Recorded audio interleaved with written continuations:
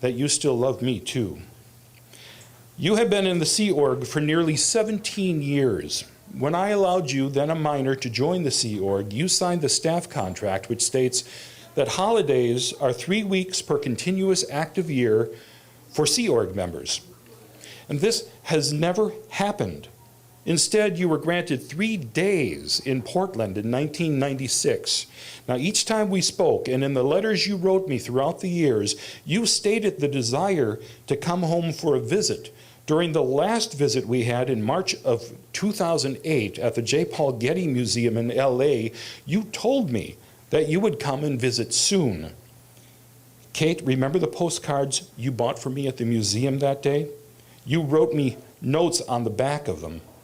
It said, "Dear Mom, these postcards are to remind you of our day together, to remind you that will always be in communication, no matter the distance, to remind you that you raised a happy, healthy, contributive person, to remind you that I will visit you, to remind you that I love you.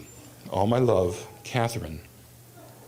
Now, I believe you were sincere because as a child, you were always honest with me. The OSA handler, Beth, gave me her word that she would help you get the time off request pushed through. Beth and I shook hands, and I told her that I was trusting her word and that I would hold her to that promise. Beth said she would do everything that she could. However, when I returned to Portland, some stipulations were presented to me. Beth told me on the phone that I couldn't associate with certain people. In a phone conversation with you, you wanted me to give you the names of former Scientologists and critics I had been in contact with and the websites I had been visiting. Because I refused to disclose this information, you were not granted a vacation.